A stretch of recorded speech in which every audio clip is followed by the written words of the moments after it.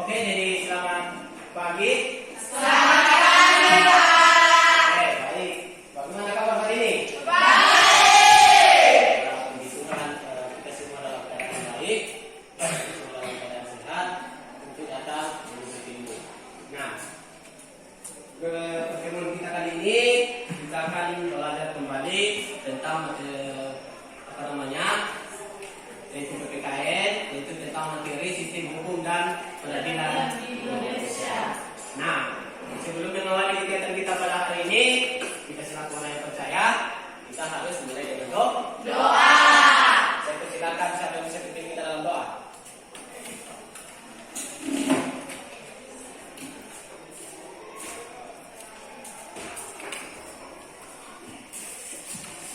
Sebelum kita mulai proses belajar kita, mari kita berdoa sesuai dengan keyakinan kita masing-masing. Doa dimulai.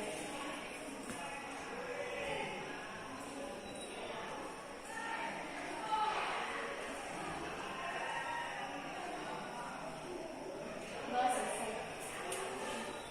Oke, terima kasih. Nah, untuk itu saya mau menjelaskan terlebih dahulu. Jadi, tolong didengarkan namanya.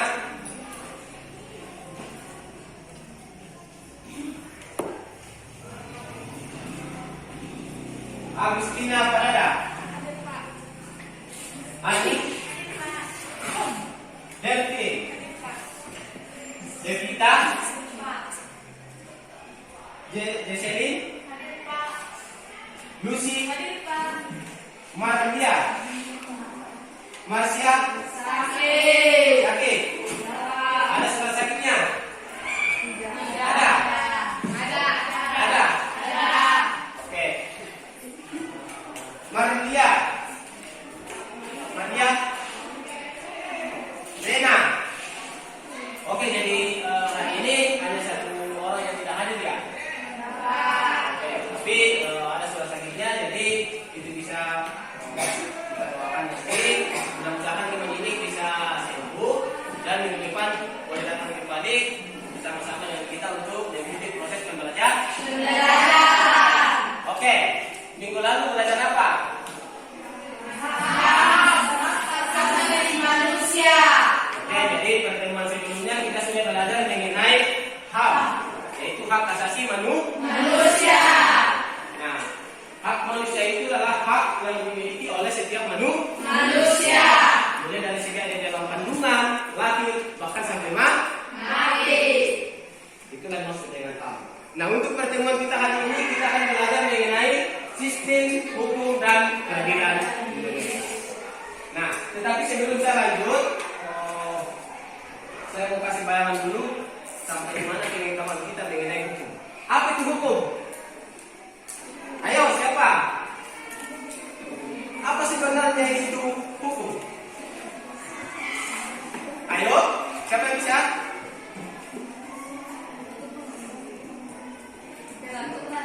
Peraturan. Dan hukum itu adalah peraturan. Jadi berarti kita sudah ada bayangan sedikit lah untuk mengenai sistem hukum dan peradilan Indonesia. Nah, oke, kita lanjut.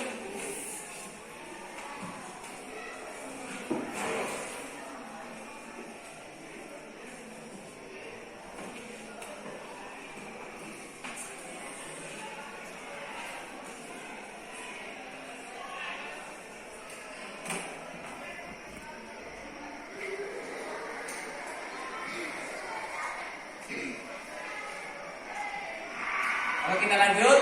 Nah, sebelum kita masuk dalam materi, saya mengajak kita untuk semua bangkit berdiri terlebih dahulu. Kita akan menyanyikan sebuah lagu yang berjudul Profil Pancasila. Ini lagu sangat tren sekarang. Jadi, kenapa saya pilih lagu ini? Karena saya pikir bahwa dari lagu ini bisa akan membangkitkan motivasi kita untuk belajar. Nah, mari kita saksikan sama-sama. Sabar ya. Jadi kita nyanyikan sama-sama.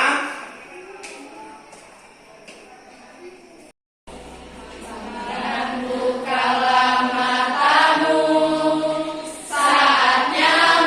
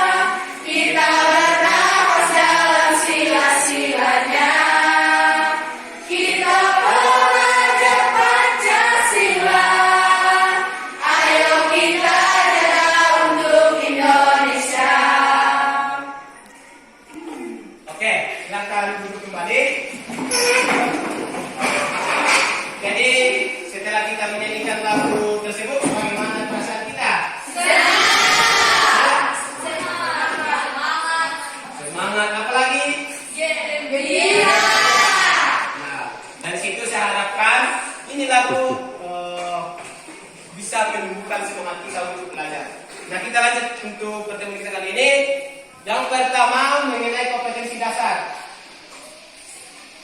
3.3.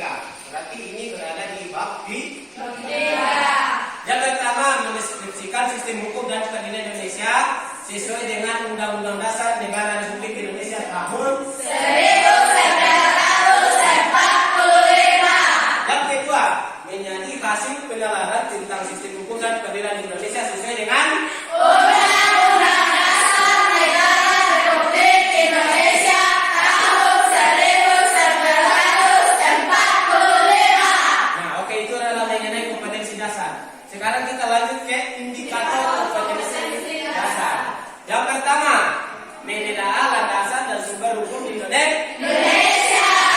Kemudian yang kedua, menganalisis contoh kasus-kasus pelanggaran hukum. Yang terakhir, menganalisis hakikat hukum di Indonesia. Lanjut mengenai tujuan pembelajaran. Nah, untuk tujuan pembelajaran kita kali ini ada 4 di situ yang akan kita capai. Yang pertama, peserta didik mampu mengkaji sistem hukum dan keadilan Indonesia sesuai dengan Undang-Undang Dasar 1945. Nah, kemudian lanjut, siswa diajak untuk menganalisis hakikat hukum di Indonesia. Kemudian yang ketiga, menganalisis contoh kasus-kasus pelanggaran hukum. Kemudian yang terakhir, peserta didik mampu menganalisis peran serta masyarakat dalam penegakan hukum Indonesia. Bisa pahami? Bisa. Oke, lanjut. Nah, setelah itu kita diajak untuk mengamati gambar yang ada di layar. Siswa diajak untuk mengamati itu. Untuk itu, saya persilakan untuk mengamati terlebih dahulu. Tolong dicatat apa yang kamu dapatkan dari gambar tersebut. Sudah? Sekarang kita mengamati gambar ya. Kita harus mengamati gambar terlebih dahulu. Apa yang kamu dapatkan dari gambar tersebut? Siapa bisa menyampaikan? Oke, silakan berdiri. Saya amati tentang gambar tersebut yaitu pembakaran benda sembarangan. Oke, mantap. Jadi di situ apa yang terlihat di gambar itu menunjukkan bahwa ada pembakaran bukan secara liar. Nah, ini adalah salah satu contoh pelanggaran hukum. Bisa pahami? Bisa. Ada lagi? Nggak bisa? Nggak bisa menyampaikan apa yang kamu dapat dari gambar tersebut? Sudah tidak ada? Sudah? Oke, jadi kalau tidak ada saya lanjut. Nah, saya kembali mengajak kita untuk menyaksikan atau mengamati video yang akan saya tampilkan di depan. Untuk itu saya kembali mengingatkan, siapkan bukunya, tulis apa yang kamu dapatkan dari gambar dari video tersebut. Silakan diamati.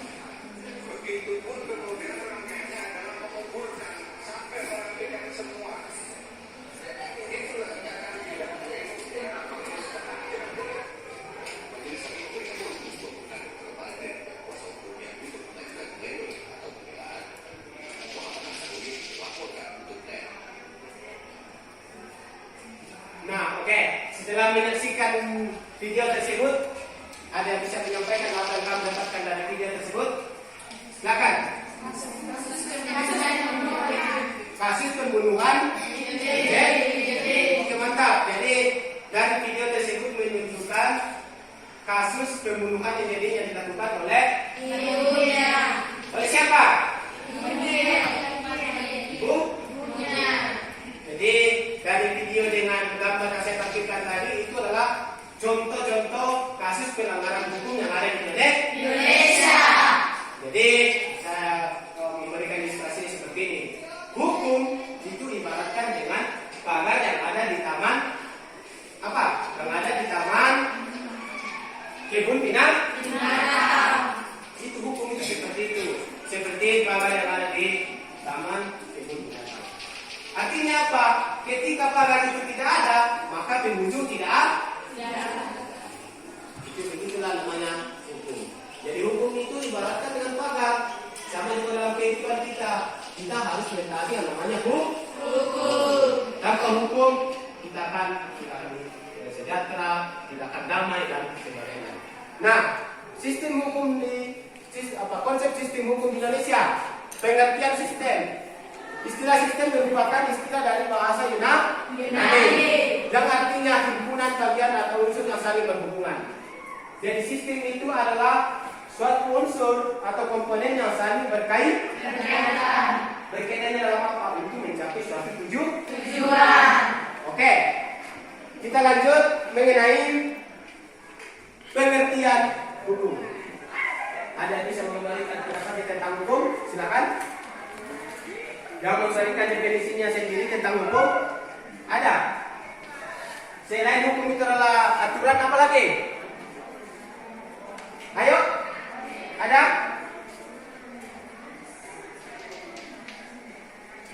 Selain hukum itu adalah aturan apa lagi? Nah, oke. Jadi kita lihat dari pengertian hukum menurut Prof. Dr. Mokhtar Kusumadja. Hukum adalah keseluruhan kaidah serta semua asas yang mengatur pergaulan hidup dalam masyarakat. Ingat, di mana kita pun berada, disitulah hukum berlaku. Baik kita dalam keluarga, di sekolah, di mana dalam berbangsa dan bernegara, maupun di luar negeri. Itu semua ada hukumnya. Nah, kalau kita melihat dari pendapat Mokhtar, dia di situ mengatakan bahwa yang mengatur pergaulan hidup. Jadi di mana kita berada, menurut dari Mokhtar ini adalah di situ hukum berlaku. Sama juga di sekolah ada hukum, di sekolah juga ada aturan. Jadi kita selaku siswa, kita diharapkan untuk mentaati hukum. Lanjut. Nah, penggolongan hukum. Yang pertama, berdasarkan luas berlakunya, terbagi menjadi dua, yaitu hukum khusus dan hukum umum. Kalau hukum khusus itu yang mana? Ayo, khusus. Oke, siapa? Siapa pilih? Berikan pendapatnya mengenai hukum khusus. Oke, silakan. Menurut saya hukum khusus itu berlaku untuk diri sendiri. Betul. Ada lagi? Ada lagi? Oke, jadi saya berikan pemahaman seperti ini. Berbicara tentang hukum khusus itu kita harus mencari definisi dari khusus dulu dengan umum. Khusus itu berlaku untuk satu kelompok. Sedangkan berbicara tentang umum itu adalah luas. Jadi kalau melihat dari sini, dia hukum khusus itu berlaku untuk suatu wilayah. Khusus wilayah itu. Nah, sedangkan hukum umum itu adalah berlaku untuk seluruh. Contohnya di sekolah ya, kita pakai contoh yang ada di sekolah. Hukum yang berlaku khusus untuk kelas 1. Hukum itu berlaku untuk hanya kelas ini. Hukum itu berlaku untuk kelas 3. Itu namanya hukum. Tetapi kalau berbicara umum, berarti dia berbicara aturan yang dibuat mulai dari kelas 1 sampai kelas 3. Bisa pahami? Bisa. Oke. Kemudian yang kedua, berdasarkan tempat berlakunya. Hukum nasional. Apa itu nasional? Apa itu nasional? Ayo. Silakan berdiri. Apa itu nasional? Hah? Nah, nasional itu ialah misalnya negara Indonesia berbicara satu negara. Sedangkan internasional berbicara beberapa negara atau kibar negara. Baik itu bilateral maupun multilateral. Bilateral adalah hubungan dua negara, sedangkan multilateral adalah hubungan dari beberapa negara. Bisa pahami? Bisa. Oke, mantap. Jadi ketiga berdasarkan bentuknya. Nah, ini poin ketiga berdasarkan bentuknya terbagi dua, yaitu hukum tertulis dan hukum tidak tertulis. Siapa yang bisa memberikan contoh hukum tertulis? Ayo. Siapa yang bisa memberikan contoh tentang hukum tertulis? Ayo. Ada yang bisa? Yaitu hukum yang disusun secara lengkap, sistematis, teratur, dan berhubungan sehingga tidak tertular peraturan dan pelaksanaan. Hukum tertulis yang tidak dikodifikasikan yaitu hukum yang meskipun tertulis tetapi tidak disusun oleh secara sistematis, tidak lengkap dan masih terpisah-pisah sehingga sering masih memerlukan peraturan, pelaksanaan, dan penyerahan. Oke, mantap. Jadi hukum tertulis itu adalah hukum yang ditulis dalam perundang. Contohnya undang-undang. Itu adalah hukum yang tertulis. Nah, kemudian hukum tidak tertulis. Ini hukum tidak tertulis tetapi diakui. Contohnya adalah hukum adat. Mantap, di sana. Jadi hukum yang tidak tertulis itu adalah hukum adat. Tidak ditulis dalam buku, tetapi itu diakui khusus untuk daerah itu. Nah, contohnya apa? Kalau kita di Toraja, hukum tidak tertulis itu contohnya seperti apa? Ya? Siapa bisa memberikan contoh? Ayo. Silakan berdiri. Ayo. Adalah di Tanah Toraja ini hukum yang tidak tertulis tetapi diakui. Rabu Solo dan Rabu itu semua ada aturannya di dalam. Tetapi itu hanya berlaku khusus untuk di Toraja. Kalau kita ke Jakarta, itu berlaku atau tidak? Iya. Kalau kita ke Makassar itu berlaku atau tidak? Iya. Mengapa? Karena itu adalah khusus berlaku di satu daerah. Semua daerah punya aturan masing-masing. Itu yang dimaksud dengan hukum tidak tertulis. Kemudian kita lanjut. Nah, kita ketahui bahwa hukum tadi itu adalah aturan atau kaidah yang dalam pergaulan hidup manusia. Nah, apa tujuannya dari hukum itu? Apa tujuannya? Menetapkan kemakmuran dan kebahagiaan pada rakyatnya. Ulang siapa? Apa tujuan dari hukum itu? Semata-mata untuk mencapai keadilan dan memberikan haknya kepada setiap orang. Semata-mata untuk mencapai keadilan. Keadilan. Kita ketahui bahwa tanpa hukum kita tidak ada istilah namanya Damai. tidak ada namanya Keadilan. Jadi tujuan hukum ini dibuat semata-mata untuk mencari yang namanya Keadilan. Kenapa? Kita coba bisa bayangkan contohnya seperti ini. Ketika aturan ini tidak di dalam kelas ini, guru tidak apa, siswa tidak menghargai guru tidak mau menjalankan tugasnya, bagaimana coba? Siswa tidak mendapatkan materi. Kalau sebenarnya hukum itu tidak ada. Jadi kita bersyukur hukum itu ada sehingga di dalam masyarakat itu tentram, sekolah itu tentram dan sebagainya. Oke, kita lanjut. Sifat hukum. Nah, sifat hukum ada 3. Yang pertama bersifat mengatur. Kemudian yang kedua memaksa. Kemudian yang ketiga hukum bersifat melindungi. Oke, jadi yang pertama kita bahas mengenai bersifat mengatur ya. Di dalam masyarakat hukum itu dibuat untuk mengatur tingkah laku masyarakat. Di sekolah hukum itu dibuat di sekolah untuk mengatur antara guru dan siswa sehingga bisa berjalan dengan baik.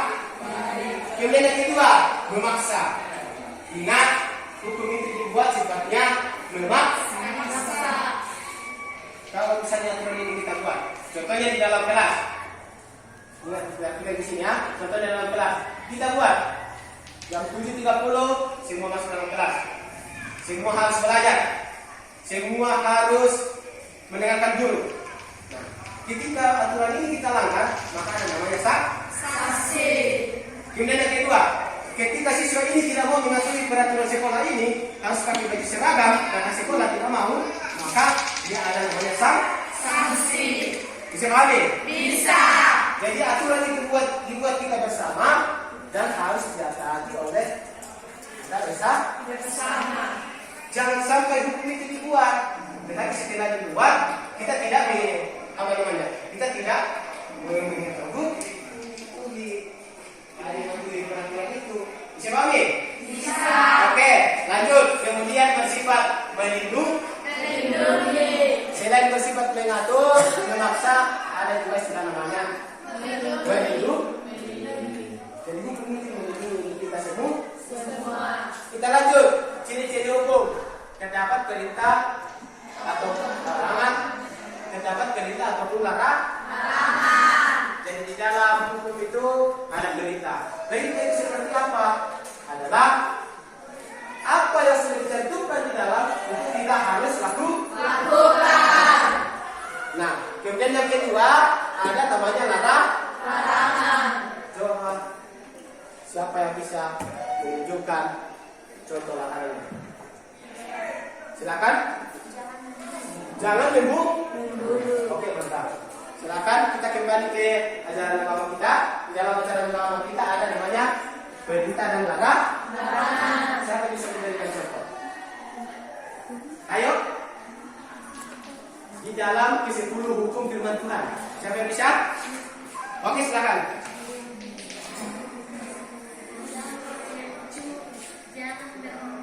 Jangan mencuri.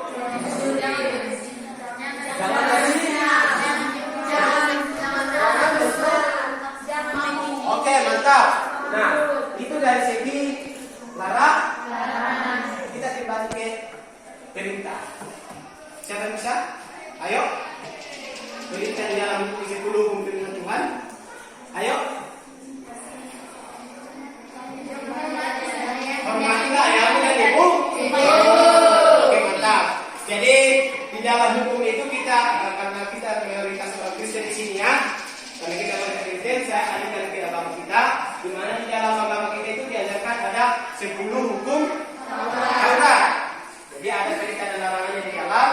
Apa yang tertulis di dalam itu kita harus lakukan, yang bersifat perintah dan yang bersifat larangan itu semua kita harus jauhi.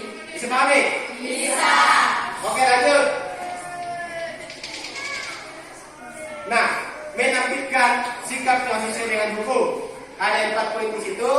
Sikap sesuai dengan hukum di lingkungan keluarga. Bagaimana kita menampilkan sikap kita dengan mentaati hukum di dalam keluarga? Yang pertama, hormat dan patuh kepada orang tua. Yang kedua, pulang ke rumah tepat waktu. Kemudian yang ketiga, mematuhi peraturan keluarga. Nah, inilah dia. Bagaimana kita sebagai siswa, sebagai anak di dalam keluarga mentaati hukum di lingkungan keluarga. Saya ingatkan kembali ya, bahwa tadi saya sampaikan bahwa di mana pun kita berada, di situ ada hidup. Baik di dalam keluarga, di dalam lingkungan masyarakat, di sekolah maupun di dalam berbangsa dan bernegara. Jadi kalau contohnya di dalam keluarga, yang pertama hormat dan patuh kepada orang tua. Nah, bagaimana caranya kita menunjukkan kita hormat kepada orang tua? Ya? Tidak membantah. Tidak melak. Apa yang disuruhkan oleh keluarga, apa yang disuruhkan oleh orang tua, itu kita harus lakukan. Tidak ada orang tua itu mengajarkan hanya untuk berbuat jahat. Selalu berbuat untuk berbuat baik.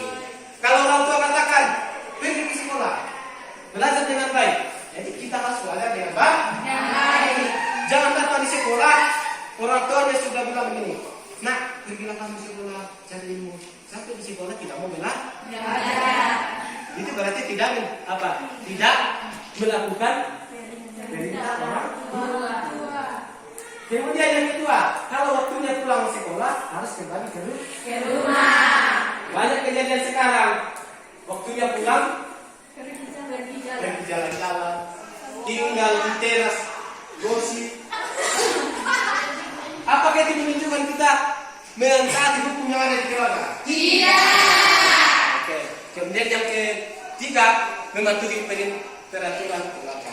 Di dalam keluarga itu ada istilah namanya hukum. Apa yang menjadi aturan dalam keluarga kamu harus lakukan itu. Kemudian lanjutan kedua, sikap sesuai dengan hukum di lingkungan masyarakat. Nah, di dalam masyarakat juga ada namanya hukum. Menghormati tetangga dan orang yang lebih tua. Kalau kita ketemu dengan orang yang lebih tua dan kita harus apa? Kita harus hormati. Kalau dalam bahasa Toraja ada namanya Yendo, Yambe, gitu? Tabe itu menyatakan bahwa kita melakukan hukum dalam masyarakat. Kemudian yang kedua, kalau ada tetangga kita yang sakit, jangan kita putar musik keras-keras. Kalau tetangga kita lagi berduka, jangan kita putar musik juga keras-keras, lalu DJ lagi. Jadi kita selaku tetangga, kita harus menunjukkan sikap apa? Peduli. Bisa pahami? Bisa. Oke. Kemudian yang kedua, mematuhi peraturan yang telah disepakati bersama. Tadi saya sudah sampaikan bahwa peraturan itu dibuat otomatis dilakukan bersama-sama. Jangan itu dibuat sendiri. Kalau kita suruh orang untuk melakukan dan melakukan hal-hal yang perintahnya, tetapi hukum itu dibuat secara bersama-sama. Sehingga peraturan itu kita buat semuanya tercantum di dalam dan semua melakukannya dengan baik. Kemudian ketiga, bersikap sesuai dengan hukum di sekolah. Hukum di sekolah, datang tepat waktu, masuk kelas jam 7.30, keluar bermain, waktunya keluar bermain, waktunya pulang yang pulang, waktunya belajar yang belajar. Jangan waktunya belajar yang kedua. Bisa pahami? Bisa. Oke, bentar. Kemudian yang keempat, sikap sesuai dengan hukum di lingkungan bangsa dan negara. Yang pertama, mematuhi peraturan lalu lintas. Nah, ini yang pertama berbicara tentang peraturan yang ada lalu lintas.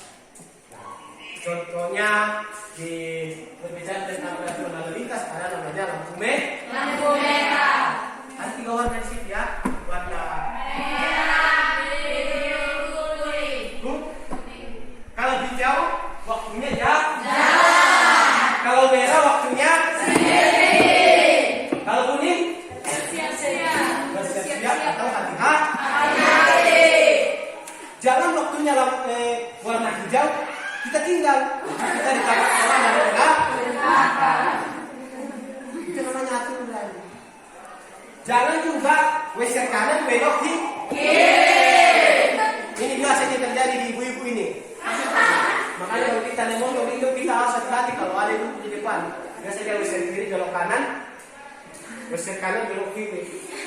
Berarti bisa tiba-tiba.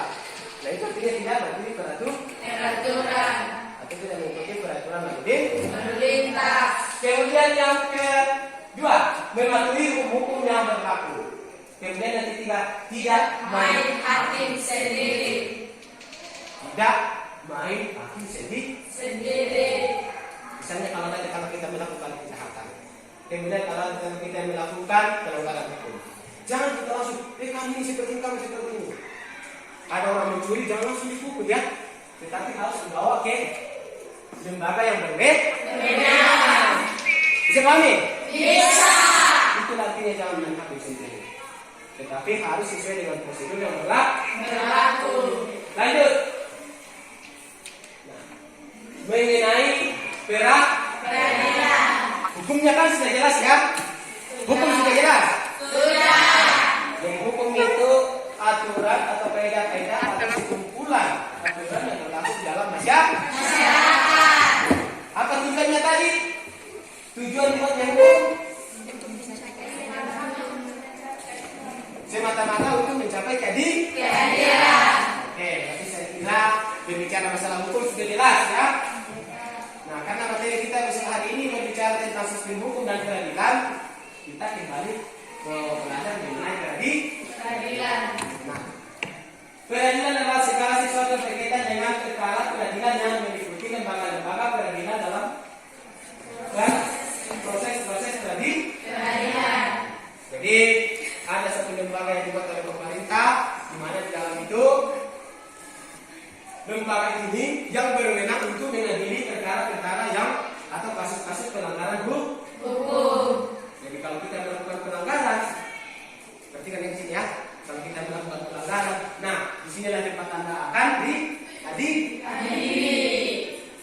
Tetapi terkadang ya, saya juga selaku menurut pribadi saya sendiri, terkadang juga peraturan itu tajam ke bawah, tembus ya.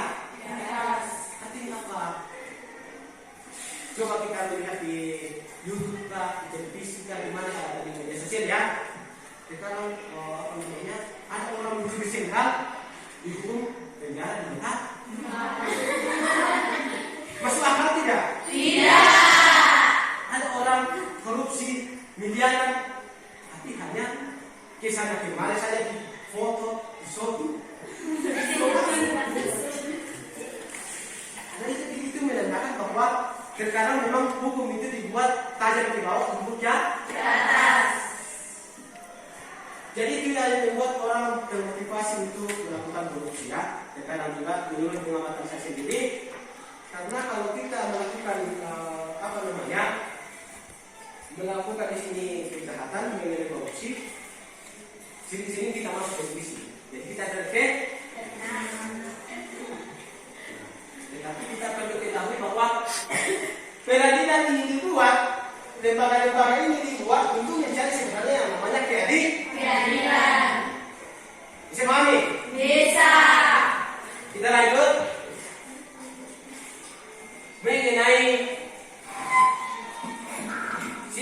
mengenai badan sistem peradilan Indonesia. Yang pertama adalah Mahkamah Agung. Kemudian di bawahnya ada Pengadilan Tinggi, kemudian di bawahnya ada Pengadilan Negeri. Jadi tingkatan peradilan Indonesia itu ada 3 ya? Atau ada berapa? Nah, kalau yang papan, kalau saya tampilkan ada 3, yaitu Pengadilan Tinggi, Pengadilan Negeri, Pengadilan Tinggi dan Pengadilan Mahkamah Agung.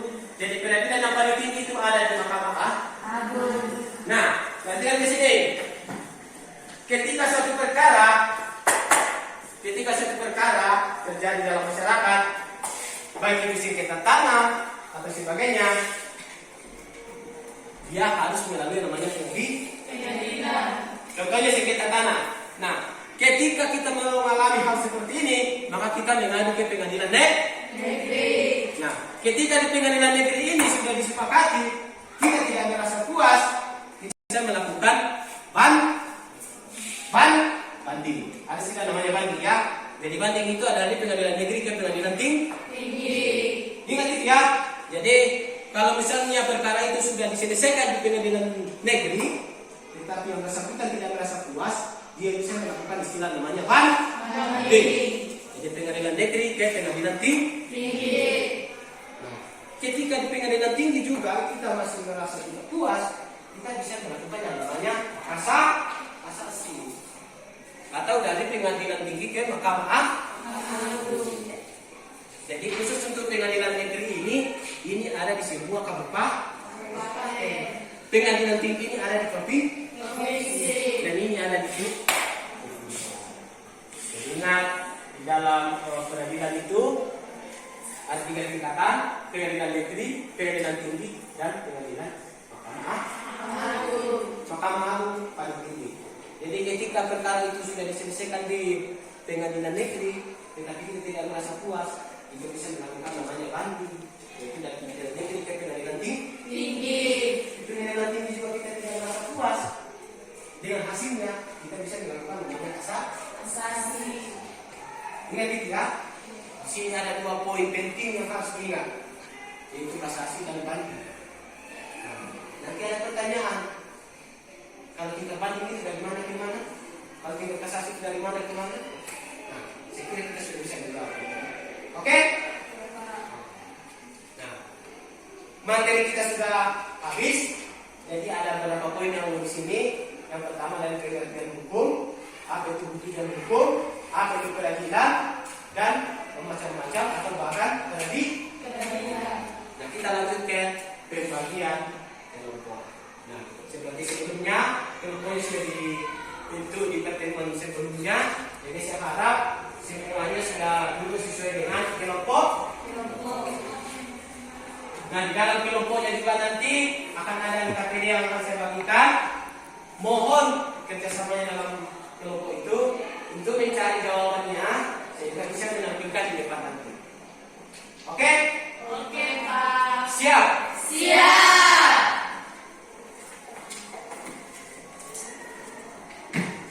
Jadi ini adalah metodenya. Nanti saya akan jelaskan mengenai langkah-langkah untuk mengerjakan lengkap.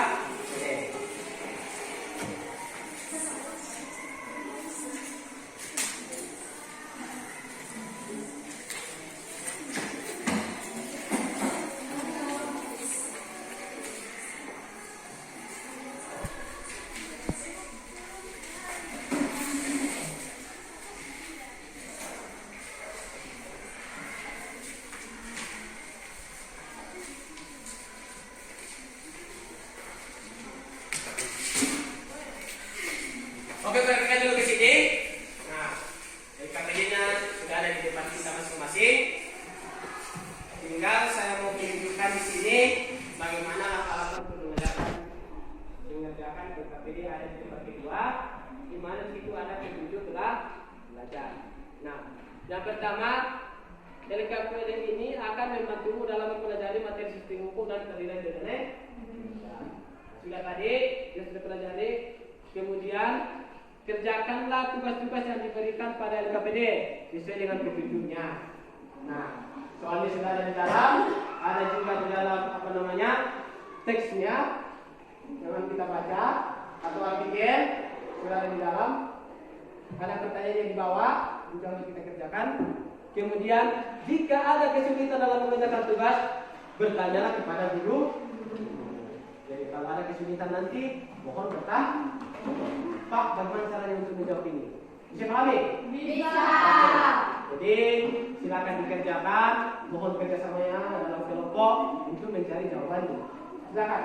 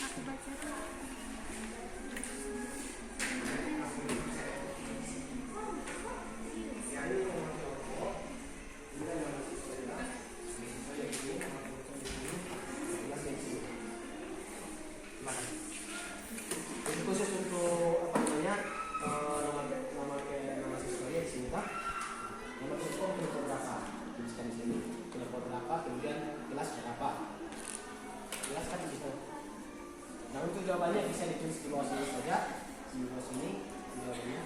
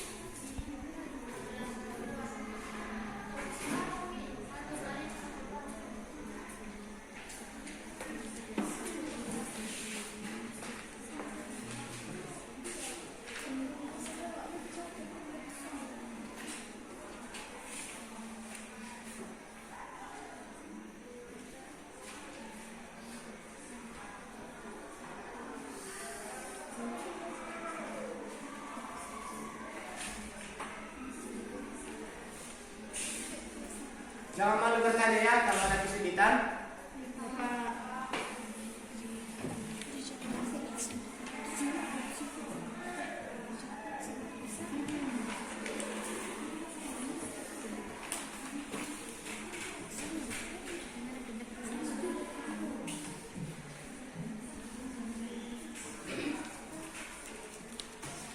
Gimana, ada kesulitan?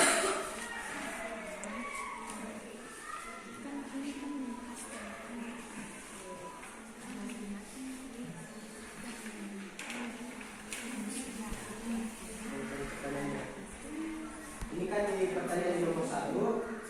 Bagaimana pendapat kalian mengenai topik keberkahan pada naik ke atas?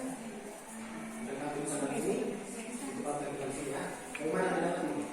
Misalnya di sini kalau kita bicara tentang ini saya contoh ya, kalau di sini berbicara makan. Nah, bagaimana pendapat kalian mengenai topik keberkahan pada naik ke atas? Ya, masih di sana. Kemudian yang kedua, mengapa praktik suap dan toleransi di sini terjadi berantas? Mengapa? Kamu cari di sini. Ya, apa alasannya? Kemudian apa kemudian praktik suap dan toleransi bagi negara Indonesia? Nah, otomatis kalau nomor 1 sudah terjawab, nomor 3 juga akan terjawab. Kemudian nomor 5, menurut kemampuan dan tindakan bersama korupsi dan tolong dalam perkara pidana atau perdata. Merupakan alasannya. Kalau kamu pilih pidana, apa alasannya? Kemudian kalau pilih perdata, apa alasannya?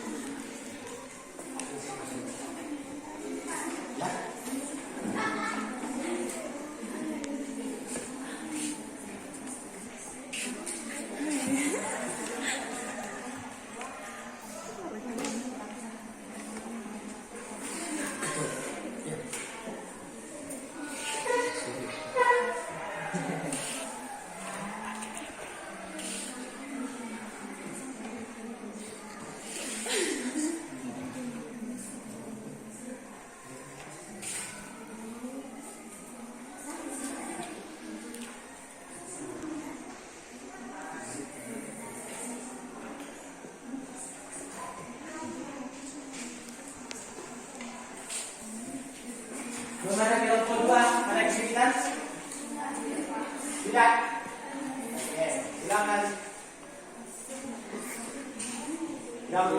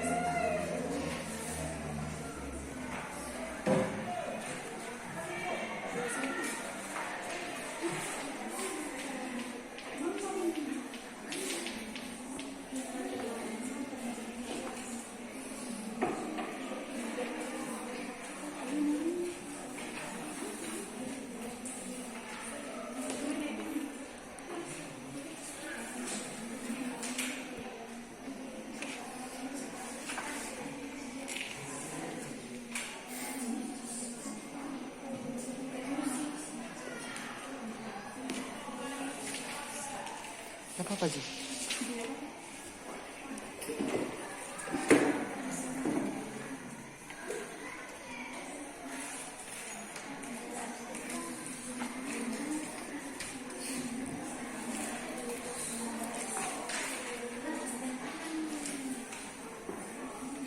Apa sih?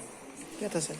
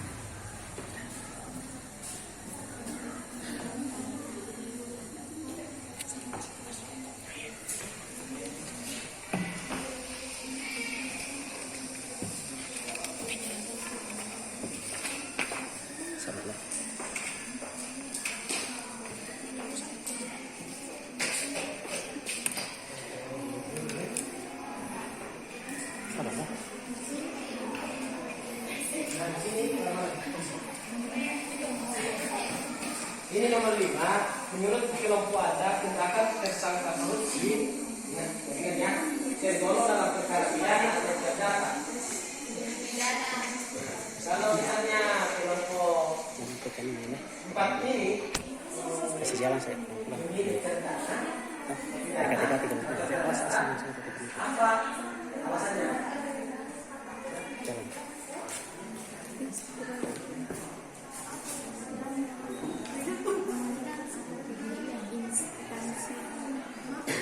Siapa?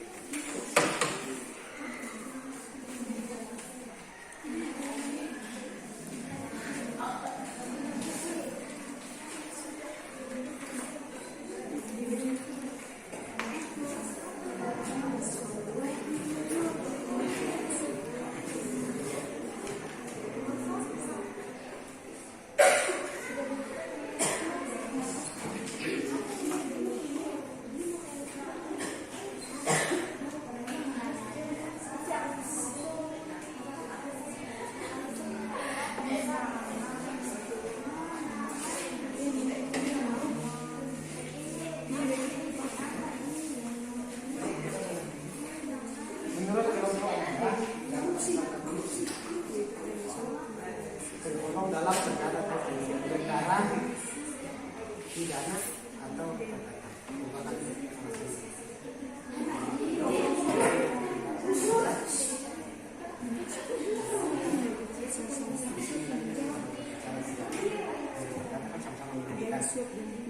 dari korupsi yang diuntungkan. Semuanya seperti dia di mana-mana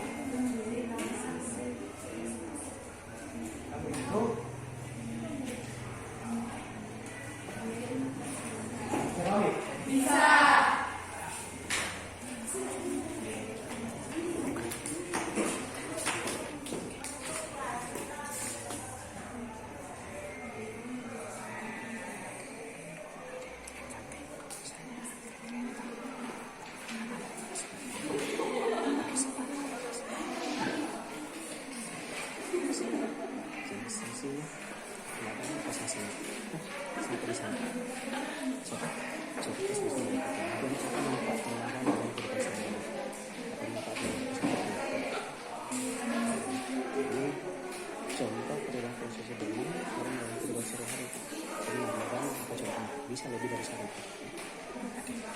Untuk ikut ya. Oke. Kasih ya.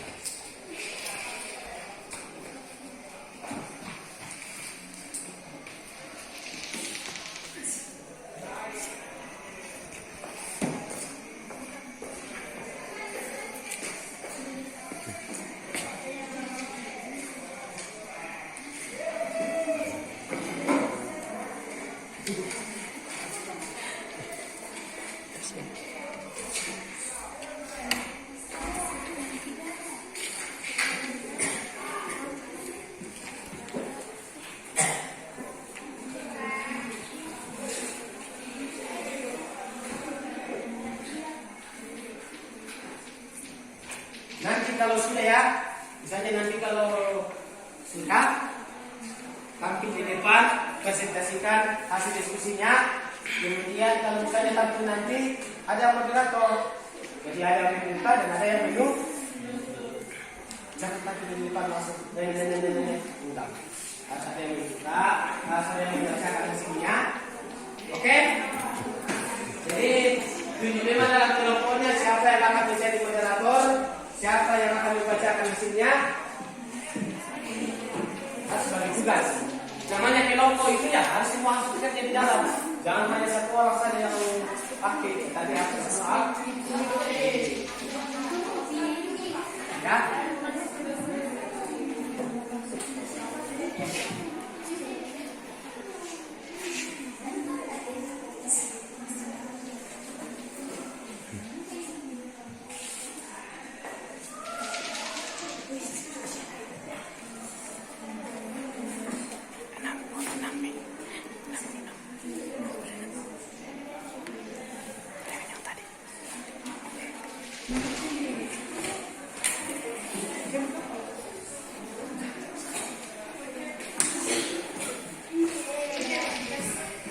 sudah?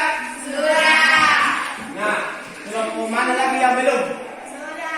Lagi satu kelompok. Lagi kelompok satu yang belum selesai. Jadi kelompok 4, kelompok 3, kelompok 2 sudah selesai. Jadi kita tunggu kelompok 1 dulu. Kalau sudah selesai kelompok 1 baru maju ke depan. Saya serahkan kelompok mana yang mau duluan maju.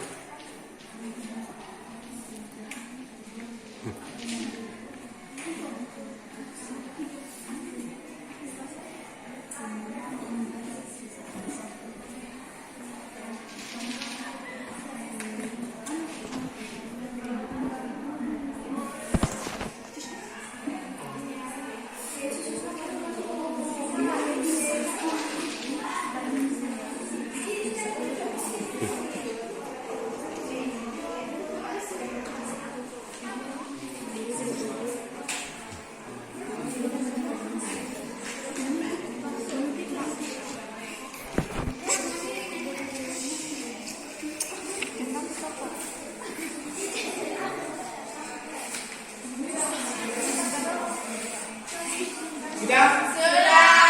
Oke. Jadi kita akan maju ke tahap mempresentasikan hasil diskusinya.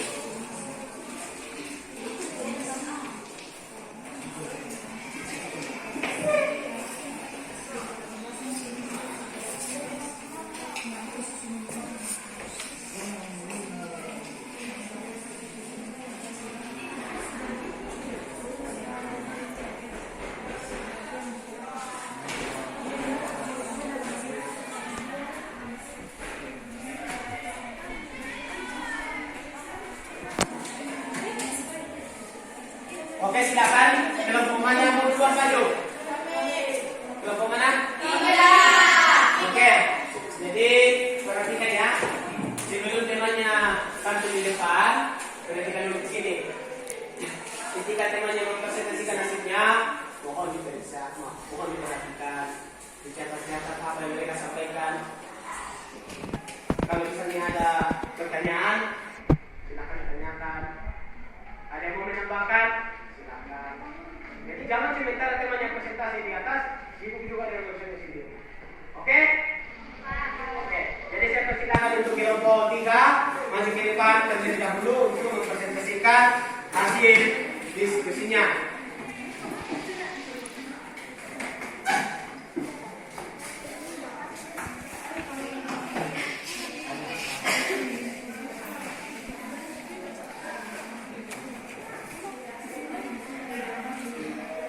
Selamat pagi. Terima kasih atas kesempatan yang diberikan kepada kami kelompok 3 untuk membacakan hasil diskusi kami. Namun sebelum itu, kami akan memperkenalkan diri. Nama saya Rizky Yunus. Nama saya Lucy. Nama saya Merita. Nama saya Natalia. Sekian dari perkenalan kami. Kami lanjutkan dengan pembacaan hasil diskusi. Terima kasih atas kesempatan yang diberikan saya untuk membaca hasil diskusi kami. Bagaimana pendapat kalian mengenai topik pemberitaan pada video di atas? Pendapat kami mengenai topik pemberitaan di atas yaitu kasus dugaan tindak pidana korupsi. Bagian kedua, mengapa suap dan korupsi sulit untuk diberantas? Praktik korupsi di Indonesia sulit diberantas sampai karena masih lemahnya integritas dan kesadaran diri sejumlah pejabat dan sebagian masyarakat. Kemudian ketiga, apa kerugian praktik suap dan korupsi bagi negara Indonesia? Adanya suap dan korupsi dalam sebuah perekonomian menyebabkan biaya transaksi ekonomi menjadi semakin tinggi. Tentang bagaimana upaya pemerintah dalam memberantas tindak korupsi di negara Indonesia. Upaya terbukti dalam mencegah tindak pidana korupsi adalah penguatan kapasitas badan atau komisi anti korupsi. Menurut kelompok Anda, tindakan tersangka korupsi tergolong dalam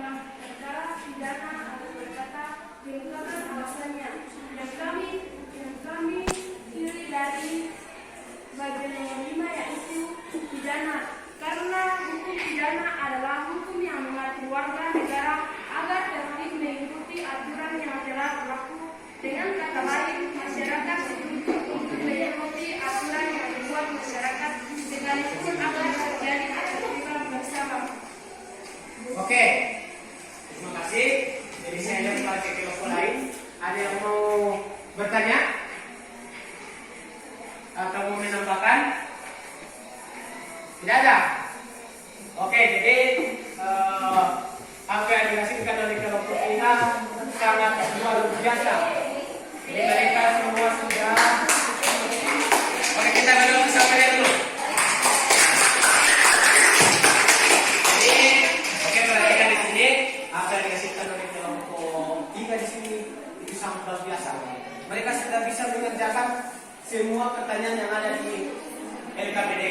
Nah, di situ ada 5 pertanyaan. Yang pertama adalah mengenai bagaimana pendapat kalian mengenai topik pemberitaan pada artikel di atas. Di artikelnya semua jelas apa yang dibahas di dalam. Kemudian mengapa praktik suap dan korupsi sulit untuk diberantas? Karena kita ketahui bahwa kesadaran dari beberapa pejabat sangat masih minim. Jadi dia menganggap bahwa uang itu adalah segala-galanya. Kemudian yang ketiga, apa kerugian praktik suap dan korupsi bagi negara Indonesia? Tentu dengan adanya suap, dengan adanya korupsi, maka kesejahteraan masyarakat akan minim atau kurang. Kemudian yang keempat, bagaimana upaya pemerintah dalam memberantas tindak korupsi di negara Indonesia? Ada 4, yaitu ada pencegahan, ada penindakan, ada edukasi di dalam masyarakat, dan ada edukasi dalam lembaga. Itu 4 yang dilakukan oleh pemerintah untuk mencegah suap atau korupsi yang ada di Indonesia. Kemudian yang terakhir, menurut kelompok Anda tindakan tersangka korupsi tergolong dalam perkara pidana atau perdata? Tidak? Apa alasannya?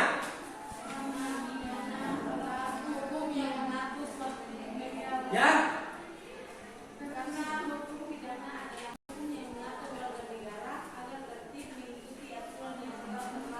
Oke, ada yang lain? Oke, silakan.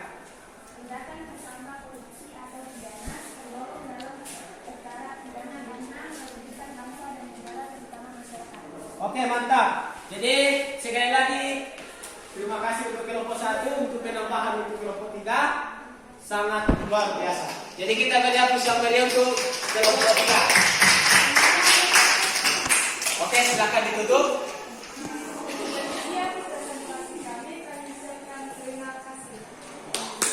Oke, silakan duduk. Nah, lanjut kelompok berapa lagi? Kelompok 4. Oke, silakan. Kita kasih kesempatan untuk kelompok 4 ya.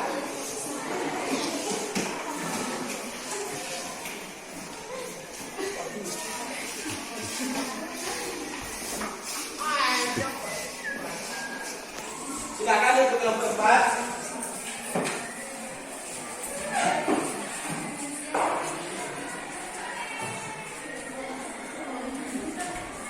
Selamat pagi. Terima kasih atas kesempatan yang diberikan kepada kami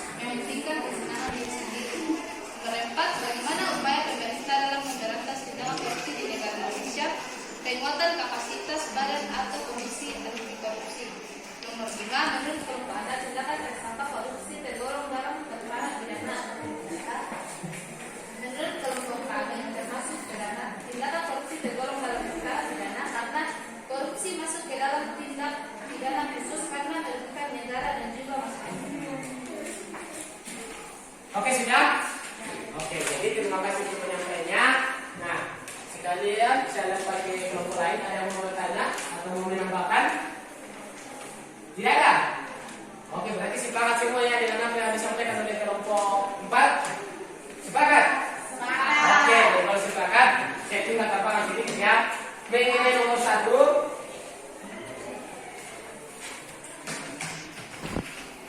Mengenai nomor 1 di situ, bagaimana pendapat kalian mengenai topik pemberitaan pada artikel di atas? Jadi di sini saya hanya menambahkan poin yang kelima. Menurut kelompok Anda, tindakan tersangka korupsi tergolong dalam perkara pidana atau perdata. Kemudian alasannya. Ingat ya, kalau kita berbicara tentang perdata, berarti kita berbicara tentang satu orang atau kelompok dengan kelompok. Kalau berbicara pidana, apa? Pidana dia lebih identik dengan orang Pak. Jadi itu jawaban dari kelompok 4 bahwa itu masuk dalam kategori tidak. Mengapa? Karena dia merugikan bangsa dan negara. Bisa pahami? Oke, jadi kalau tidak ada yang mau menambahkan, berarti semua sudah merasa puas dengan apa yang dihasilkan oleh kelompok 4.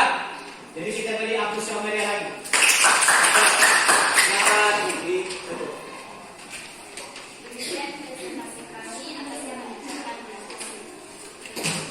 Oke. Lanjut, kelompok berapa? Oke. Silakan. Nanti saya berpesan ya. Kita mulai dari atas.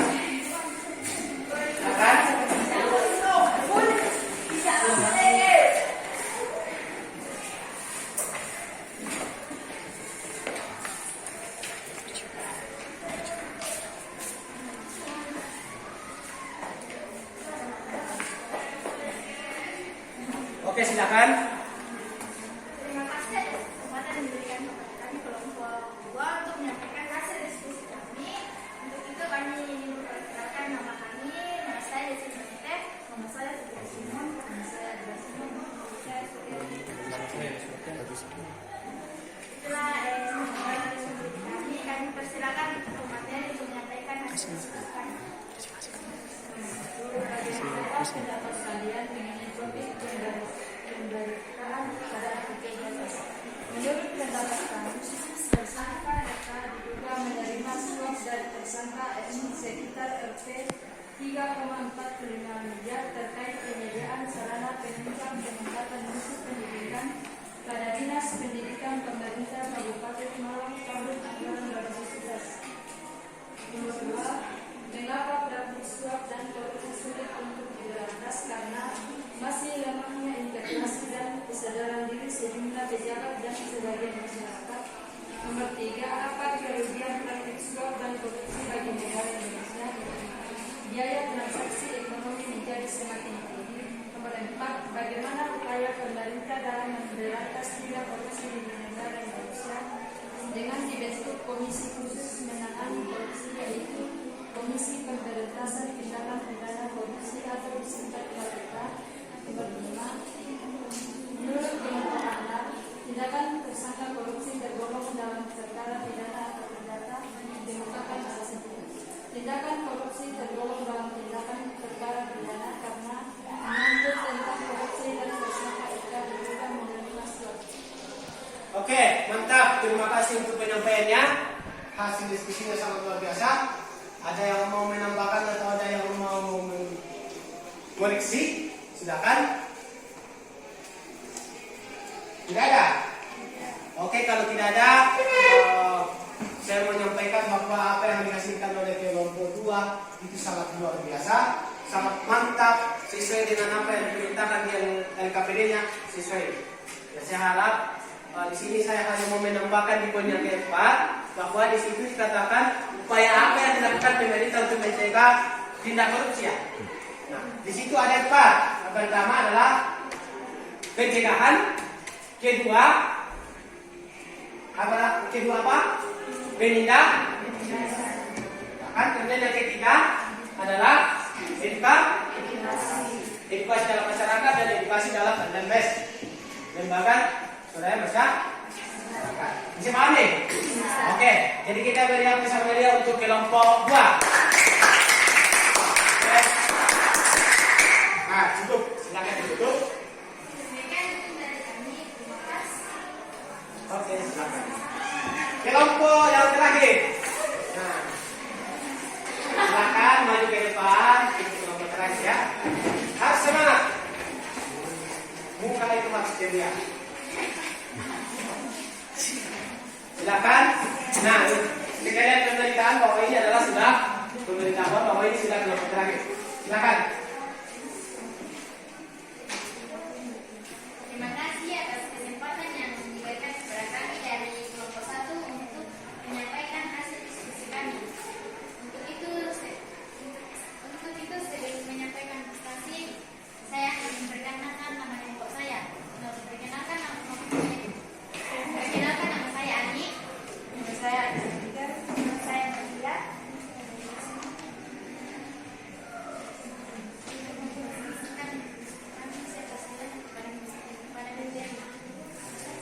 Baik, saya akan menyampaikan pendapat kami dari kelompok 1. Yang pertama adalah bagaimanakah pendapat kalian mengenai topik pemberitaan pada artikel di atas. Dari gambaran artikel di atas dapat disimpulkan bahwa tanpa adanya hukum, suatu bangsa dan negara maupun lingkungan masyarakat tidak akan mencapai ataupun mendapatkan keadilan. Yang nomor 2, mengapa praktik suap dan korupsi sulit untuk diberantas? Praktik suap dan korupsi sulit diberantas karena kurang adanya teladan dari pemimpin, tidak adanya struktur organisasi yang benar, sistem akuntabilitas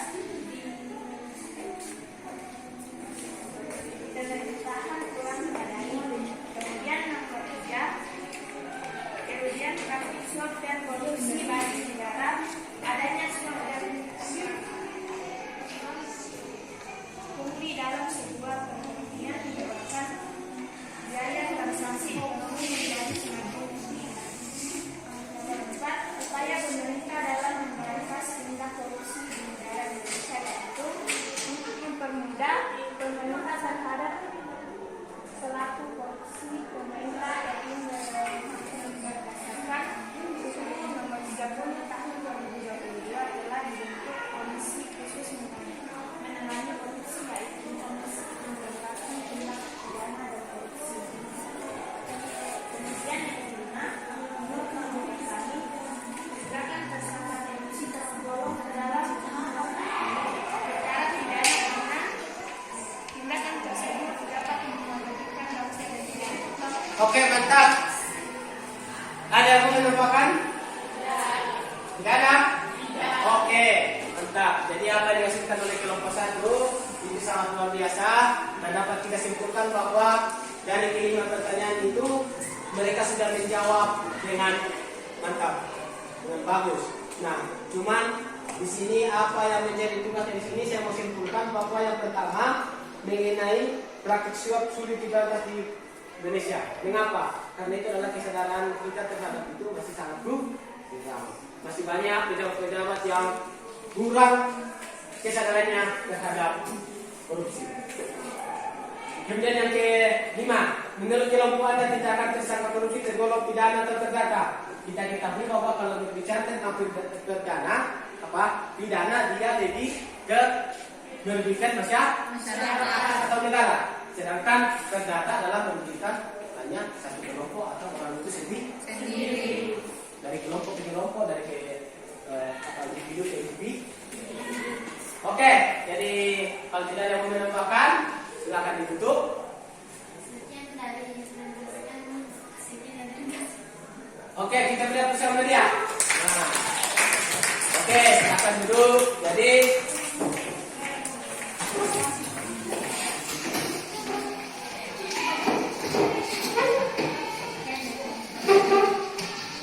karena semua sudah mempresentasikan hasil diskusinya, saya sangat antusias, saya sangat memberi aspirasi karena semua sudah bekerja dengan baik, sudah bekerja sama dalam kelompoknya. Jadi saya harap ke depannya tetap ditingkatkan kerjasamanya dalam kelompok. Nah, untuk itu, untuk mengakhiri pembelajaran kita hari ini, siapa bisa menyimpulkan pembelajaran kita hari ini? Ayo, siapa bisa menyimpulkan? Oke, silakan. Silakan berdiri.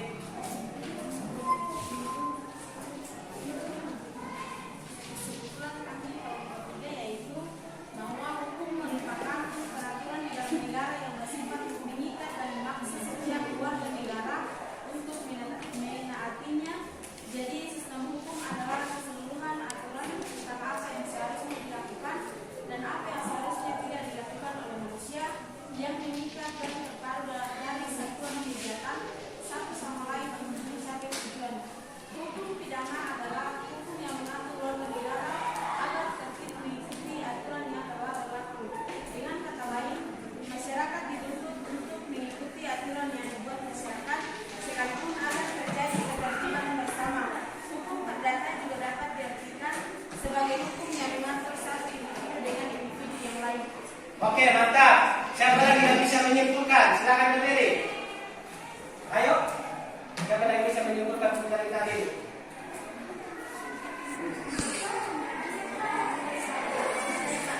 Silakan.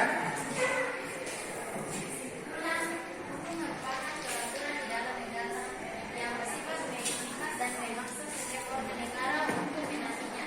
Jadi sistem hukum adalah keseluruhan aturan tentang apa yang seharusnya dilakukan dan apa yang seharusnya tidak dilakukan oleh manusia yang mengikat dan terpadu dari satuan kegiatan satu sama lain untuk mencapai tujuan. Hukum pidana adalah hukum yang mengatur warga negara agar mengikuti aturan yang telah berlaku. Dengan kata lain, masyarakat dituntut untuk mengikuti aturan yang dibuat masyarakat, sekalipun ada terjadi ketertiban bersama. Hukum perdata juga dapat diartikan sebagai hukum yang mengatur satu individu yang lain. Oke, makasih karena sudah menyimpulkan. Jadi saya tambahkan di sini bahwa kesimpulan dari pembelajaran kita hari ini yaitu mengenai apa yang dimaksud dengan hukum, tujuan hukum itu apa, pendirian itu apa, lembaga-lembaga yang ada dalam pendirian itu apa, itu sudah pelajari tadi ya. Nah, sebelum itu saya mau memberikan ada 3 pertanyaan. Yang pertama, apa yang membuat Anda tertarik dengan proses pembelajaran hari ini? Ada yang bisa menjawab? Apa yang membuat Anda tertarik dengan proses pembelajaran hari ini? Ayo silakan. Apa yang membuat Anda tertarik? Ya, berdiri supaya kelihatan. Dia sama dengannya bahwa oh ternyata dia sudah tertarik. Ayo silakan berdiri. Berdiri. Apa yang membuat Anda tertarik dengan proses pembelajaran hari ini? Yang membuat saya tertarik itu adanya kerja sama dalam kelompok. Oke, mantap. Nah, ada lagi? Oke, silakan. Yang membuat saya tertarik dengan proses pembelajaran yaitu bisa untuk mengetahui tentang hukum atau aturan yang berlaku. Oke, mantap. Nah, itu soal apa? Itu soal nomor 2. Apa yang kamu dapatkan dalam proses pembelajaran ini? Ada yang bisa? Silakan berdiri. Oke, silakan. Apa yang kamu dapatkan dalam proses pembelajaran hari ini? Yang saya bisa dapatkan dalam proses belajar ini mengetahui apa itu hukum dan sifat-sifat hukum, ciri-ciri hukum dan bagian sistem peradilan yang ada di Indonesia. Oke, mantap. Nah, berarti karena kita semua sudah menyimpulkan apa yang menjadi tujuan pembelajaran kita yang jauh disampaikan tadi itu sudah tercapai. Nah, karena jam kita juga sudah mau selesai, untuk materi kita selanjutnya, pertemuan selanjutnya ya. Tolong diperhatikan di buku paketnya yang sudah dibagikan. Itu dibaca di rumah supaya nanti kalau pertemuan selanjutnya sudah ada bayangan. Nah, untuk mengakhiri kegiatan kita pada hari ini karena diawali dengan doa, maka diakhiri dengan doa. Silakan. Siapa mau pimpin kita dengan doa? Oke, maju ke depan.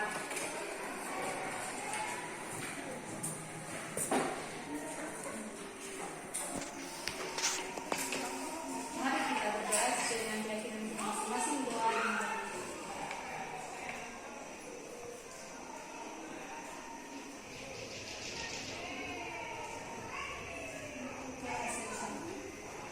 Terima kasih. Oke.